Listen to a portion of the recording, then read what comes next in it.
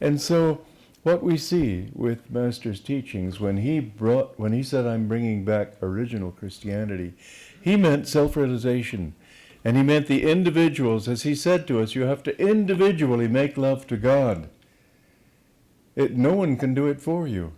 And if you have an institution, the only purpose of the institution is to help that to be actualized. It's like a hive, which can help the bees to create honey, but the hive is not the religion, it's not the honey. So what Master brought is something that has been lost sight of, even in his lifetime and just after his death. And therefore I say that Ananda has, and with all this struggling that we've gone through, it's earned its right to claim its place in Master's mission. Ananda has a role to play. Yes, we have to have an organization, but we don't put that first. We put the individual search for God first. That's where it has to be. We've got to bring it back. And that's why Master kept talking to me about this, because he saw that I had this understanding. Well, so the purpose of Ananda, and this is a point which the edges, the definitions tend to get a little blurred. We have a beautiful community, and people say, well, then we must make a more beautiful community. Maybe and maybe not. Honestly, it wouldn't matter if we were in mud huts and walking on mud roads if we all meditated and loved God individually. The purpose of Ananda is not to create a beautiful community. That's something you do in the process of doing your best to serve God. But the purpose of Ananda is to get to have a place where people can come together and love him, to create a hive. That's what it's all about. And I have been very happy to receive many letters from all of you saying that that is what you want to affirm. That is what Ananda is, and you want it and you know. This is so important. If Ananda had gone the other way, I wouldn't have come back. Wouldn't have interested me. But I saw you took the right choice. Now then, to come back to the broader picture, I feel that Ananda is really on the eve of a very great change. I think that it's become, and you know that we've been through different tests, quite severe tests. All of them, however, have been to sort of discipline us in the direction that we're supposed to go. And that direction has become clearer and clearer, so that we understand now that what we want is a place for people to practice Kriya Yoga, learn spiritual principles, and our schools are important not because we teach all of that to them, they're not ready for it, but we don't want to go there. Oops! We don't want to go their way. We want to, thank you. Now what do I do here? I just sort of close this up, do I? Yeah.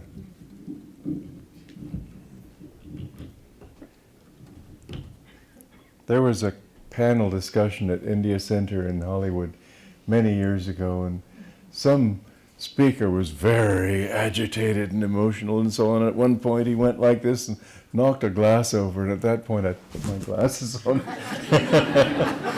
See what was going on.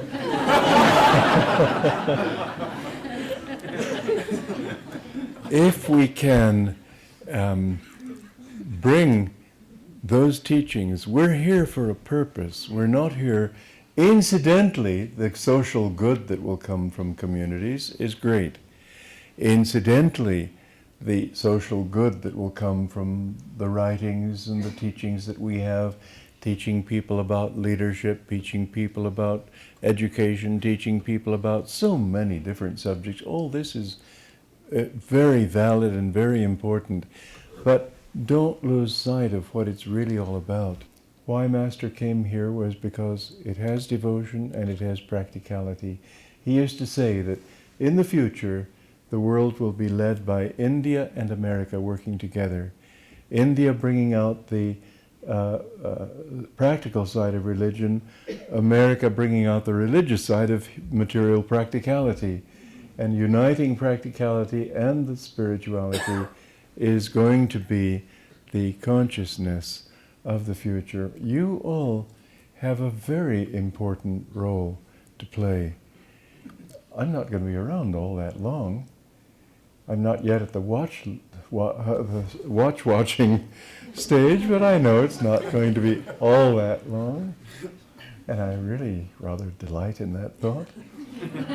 But many of you are young, some of you are children, and what a wonderful thing it will be to see, and it has been in my lifetime too, to see this gradual upsurge of interest in yoga and meditation and practical religion by having actual contact with God. All of this has been a part of the scene, is becoming more and more so. You have a mission. It is not just creating a beautiful community. What we need to do is help people, and I do believe very, very seriously that we're headed for a Great Depression. At that time, people who now don't seem to be at all interested will be very interested. And I think we'll have a mission then, not necessarily to make other Ananda communities. I like this idea of being autonomous, so that we don't have to have some central board of directors telling everybody what to do. I'm pretty sick of that consciousness. But to have communities where people love God and serve God, I think there are going to be a lot of different kinds of communities that won't be necessarily even masters. Even so, master, you might say, is sort of the patron saint of communities, because it was his power behind it. I am sowing thy thoughts in the ether, and my words shall not die. I was with him when he spoke like that. It was so stirring. I vowed in my soul that I would do what I could to bring this ideal of his to fruition. And thank God you all are a part of that fruition. But it's only the beginning.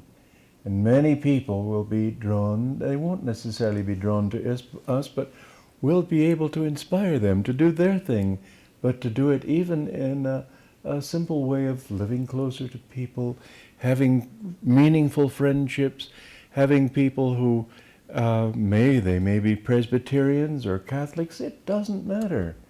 Truth is truth. You can't give a name to it. But if we can help them to seek themselves on a deeper and deeper level, I think that communities can be a great thing. And it's very important that it not degenerate into just a sociological experiment. It has to have an ideal, otherwise it'll be there for a while and then sort of fall apart. But this ideal, I think, is going to change this country. I think 100 years from now people will look back and say this is the most important thing that was going on. Important because it was what gave Americans a sense of direction and purpose. You have a mission. Don't think that your mission is to build yourselves a nice little home and have a nice little family.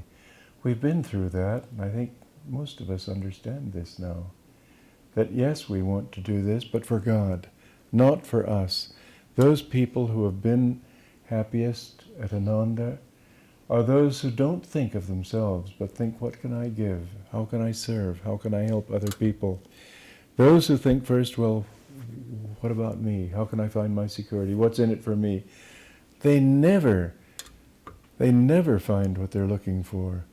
But I see shining faces here, and I know that that shine doesn't come from thinking that way.